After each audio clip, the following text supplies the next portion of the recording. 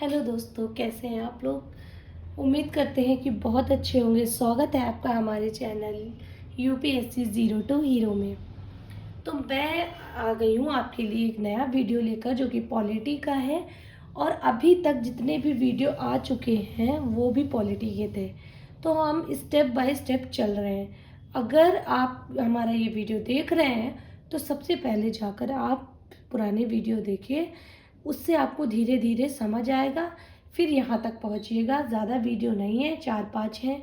अभी जल्दी ये चैनल बना हुआ है तो ज़्यादा वीडियो तो नहीं है, लेकिन रोज़ एक एक करके वीडियो आ रही है और हम लोग पॉलिटी को आगे बढ़ा रहे हैं। तो चलिए, मैंने आपको सेशन तक बता दिया था कि भारत एक सॉवरेन स्टेट है। भारत किसी भी विदेशी ज़मीन को इंटरनेशनल लॉ के आधार पर ले सकता है, आर्टिकल 2 के तहत। मैंने आपको ये सब समझाया था। संघ एवं उसका क्षेत्र पढ़ाया था पिछली वीडियो में, जिसमें भाग 1 में 4 आर्टिकल होते हैं। ठीक है, आर्टिकल 1, 2, 3, 4। आर्टिकल 1 में क्या कहा गया है, 2 में क्या कहा गया है, 3 में, 4 में, सब मैंने आपको पिछले वीडियो में बताया है। अब चलिए, तो रिकैप हो गया, अब आगे बढ़ते हैं। देखिए, किसी राज्य में कोई परिवर्तन करना हो तो, अगर किसी राज्य में कोई परिवर्तन करना है, कोई चेंजेस करना है, तो परिवर्तन करने के लिए करने वाला जो विधेयक होता है, बिल जो होता है, राष्ट्रपति की पूर्व अनुमति से ही पारित होगा। ठीक है, देखिए, कुछ ये चैनल जो है वो मेन हिंदी मीडियम वालों के लिए है, फिर भी मैं थोड़ा बहुत बता देती हूँ। बताने को मैं इंग्लिश में भी बता सकती हूँ, लेकिन हिंदी मीडियम वालों के लिए चैनल इसलिए बनाया गया है ताकि वो क्लियरली हर चीज़ को समझ सकें। ठीक है, तो किसी राज्य में कोई परिवर्तन करना है, चेंजेस यानी, तो परिवर्तन करने वाला विधेयक होता है, यानी बिल, इंग्लिश में इसको बिल कहते हैं,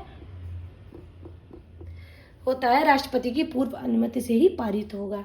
राष्ट्रपति पहले एक अवधि का समय देंगे। कोई भी बिल पारित करने से पहले राष्ट्रपति जो है वो एक अवधि का समय देते हैं। उस राज्य को राष्ट्रपति विधेयक को सांसद में भेजेंगे। ठीक है, समझ गए। सांसद में भेजेंगे, सांसद उसे सामान्य बहुमत से पारित कर देगी। ठीक है, पहले राष्ट्रपति क्या करेंगे, एक अवधि का समय देते हैं उस राज्य को, फिर राष्ट्रपति विधेयक को सांसद में भेजेंगे, सांसद उससे मतलब बिल को राष्ट्रपति सांसद में भेज देंगे, फिर सांसद उसे सामान्य बहुमत से पारित कर देगी।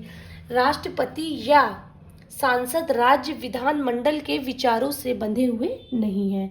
ये बहुत इंपॉर्टेंट चीज़ है, आप याद रखना। राष्ट्रपति या सांसद राज्य विधानमंडल के विचारों से बंधे हुए नहीं हैं और उन्हें स्वीकार या अस्वीकार कर सकते हैं। ठीक है, स्वीकार या अस्वीकार कर सकते हैं। तो आई होप आप लोग यहाँ तक समझ गए होंगे। चलिए, मैं आपको आगे बताती हूँ। कुछ पॉइंट और हैं, उनको देख लें। सांसद भारत के राजनीतिक मानचित्र को फिर से बना सकती है।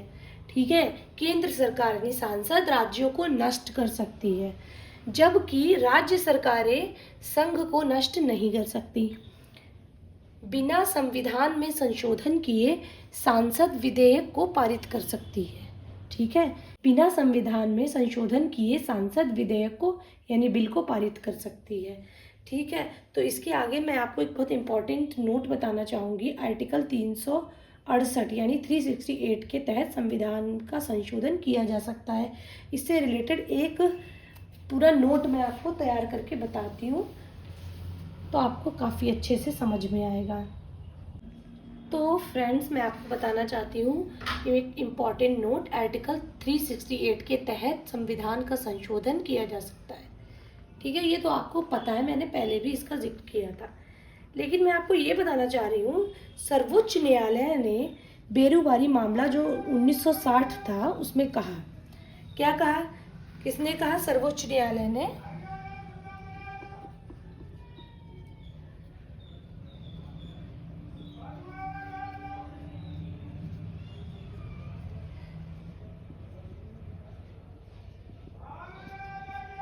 बेरुबारी मामला जो था 1960 में कहा,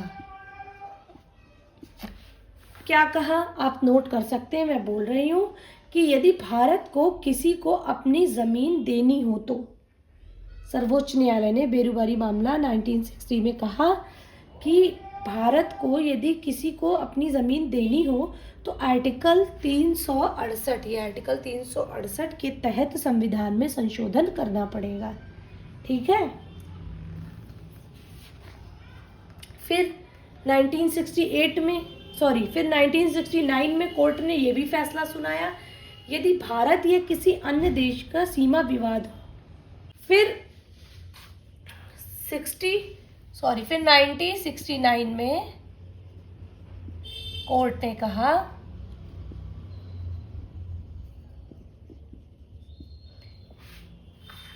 कोर्ट ने अपना फैसला सुनाया, यदि भारत या किसी अन्य देश का सीमा विवाद हो, यदि जमीनों का लेन देन होगा तो कार्यपालिका स्वयं अपना निर्णय ले सकती है, उसमें संविधान के संशोधन की कोई आवश्यकता नहीं है।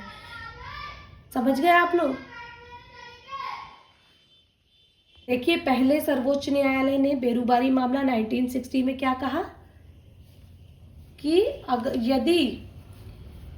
यदि भारत को किसी को अपनी जमीन देनी हो तो आर्टिकल 368 के तहत संविधान में संशोधन करना पड़ेगा। फिर उसके बाद 1969 में कोर्ट ने क्या फैसला सुनाया, यदि भारत या किसी अन्य देश का सीमा विवाद हो, यदि जमीनों का लेन देन होगा तो कार्यपालिका स्वयं खुद अपना निर्णय ले सकती है, उसमें संविधान के संशोधन की कोई आवश्यकता नहीं है। ठीक है, यहाँ तक आप लोग समझ गए होंगे। आगे मैं आपको पढ़ाऊंगी देशी रियासतें। ठीक है, देशी रियासतें।